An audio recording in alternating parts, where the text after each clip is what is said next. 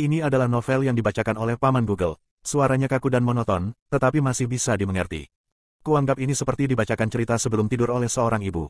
Novel ini bukan karya saya. Direkomendasikan untuk membeli buku resmi berlisensi untuk mengapresiasi dan memberi dukungan pada penulis. Terima kasih.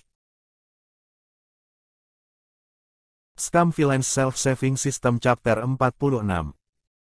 Chapter lain bisa ditemukan di YouTube @bacakan aku.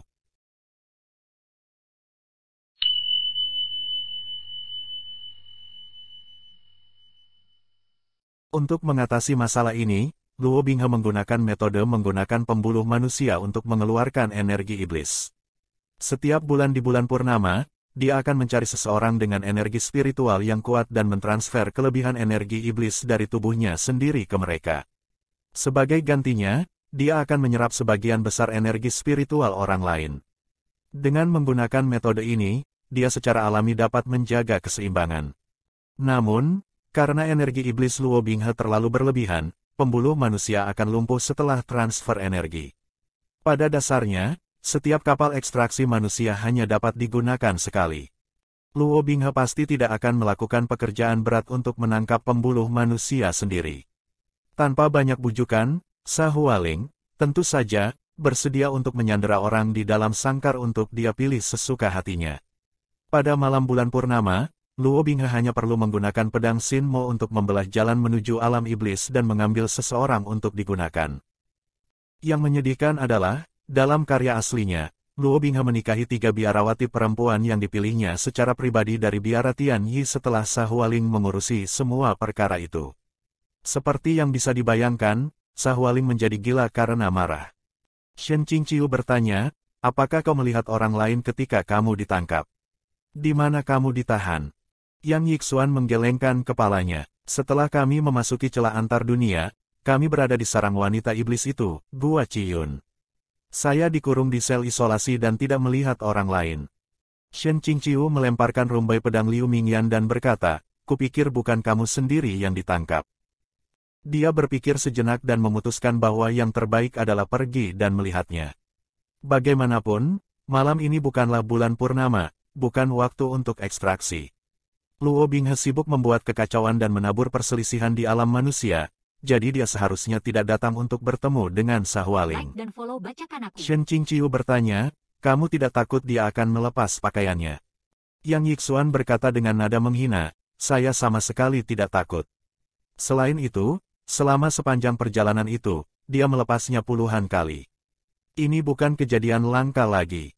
Shen Qingqiu berbalik, tidak bisa berkata-kata. Ternyata dia mengurungmu di sel isolasi sehingga dia bisa menelanjangimu untuk dilihat, keberuntungan ini luar biasa.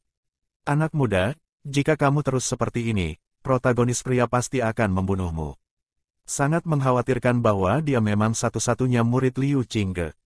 Melewati celah antar dunia terasa seperti melewati selembar air hangat yang mengalir.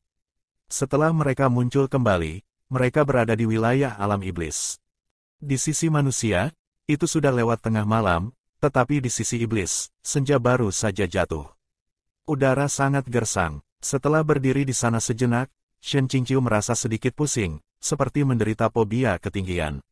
Sejauh mata memandang, sepertinya hanya ada sedikit perbedaan dari alam manusia, hanya pepohonan yang sedikit lebih jarang.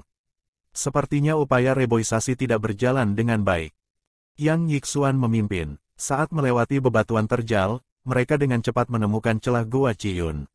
Suatu kehormatan akhirnya melihatmu, tengaran budaya ras iblis ini.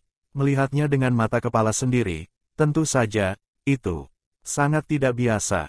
Ras iblis memiliki preferensi estetika untuk kegelapan.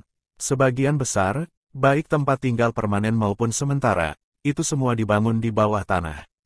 Kesemua pintu masuk tampak seperti mausolem yang sangat indah. Shen Qingqiu pikir, kamu mengatakan padaku, tumpukan batu besar dengan tanda batu didirikan di depan dan 3 huruf dengan kaligrafi merah di atasnya, apa ini, batu nisan. Dia menangkupkan segenggam energi spiritual, siap memanggang wajah musuh manapun yang mungkin muncul kapan saja. Namun, saat menuruni lorong makam, tidak, pintu masuknya, dia tidak menemui satu pun penjaga. Memikirkannya, ini sepertinya masuk akal. Setan selalu menyelinap ke alam manusia untuk menyiksa orang, manusia macam apa yang akan lari ke sisi ini untuk mengadili kematian?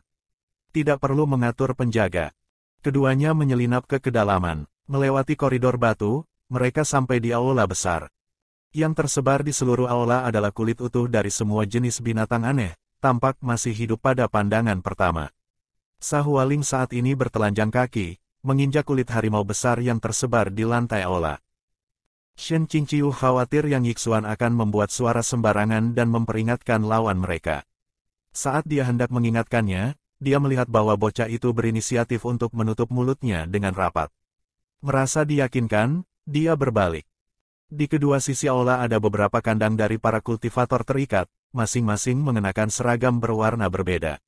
Melihat sekeliling, beberapa sangat muda, beberapa sudah tua, beberapa mengantuk, dan beberapa melotot dengan amarah yang besar.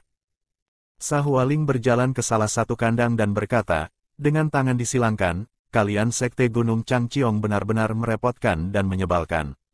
Cukup sulit untuk menangkap kalian berdua, dan satu bahkan melarikan diri sebelum mereka dimasukkan ke dalam sangkar. Dia mengatupkan giginya dan berkata, jika bukan karena, aku benar-benar gatal untuk mematahkan semua kaki kalian. Di kandang ini, Liu Mingyan duduk dengan mata tertutup dan kaki bersilang, cadar menutupi wajahnya, tidak bereaksi terhadap gangguan dari luar. Sahualing melihat bahwa dia diabaikan dan, tersenyum dingin, berkata, benda yang ada di wajahmu itu, pernahkah kau melepasnya? Oh, begitu, jangan bilang wajahmu terlalu jelek dan kamu tidak berani melepasnya karena kamu sadar diri. Like dan follow Bacakan Aku. Shen Qingqiu, saudari, apakah kamu sadar siapa yang paling membuat kamu iri di masa depan? Mengatakan dia jelek memang hanya memukul wajahmu sendiri. Intuisi wanitanya menyebabkan kerusakan, semakin Sahualing memandang Liu Mingyan, semakin tidak menyenangkan penampilannya. Membuka kandang, dia menyeret Liu Mingyan keluar dan berteriak, berlutut. Liu Mingyan secara otomatis tidak mau berlutut. Meskipun dia tidak memiliki energi spiritual, dia tetap berdiri teguh. Sahualing mendesak dan mendorong, tetapi tidak bisa membuat lututnya menekuk sedikitpun. Menyemburkan asap melalui 7 lubang, dia menarik cadar di wajahnya. Pada saat itu, wajah pucat salju Sahualing menjadi lebih pucat dari salju. Shen Qingqiu meraung dalam hati, berbalik. Berputar, aku mau lihat, cepat, biarkan aku melihat seperti apa penampilan wanita tercantik di buku itu. Tahun-tahun ini, dia berhati-hati dalam mempertahankan kepribadiannya yang bermartabat dan tidak bisa berkata, hai, keponakan perempuan, aku mendengar kamu sangat cantik, jadi aku ingin melihat wajahmu. Bisakah aku? Ini terdengar seperti pelecehan seksual dari seorang pria vulgar. Tidak bisa melihat wajah Liu Mingyan selama ini, dia hampir mati lemas.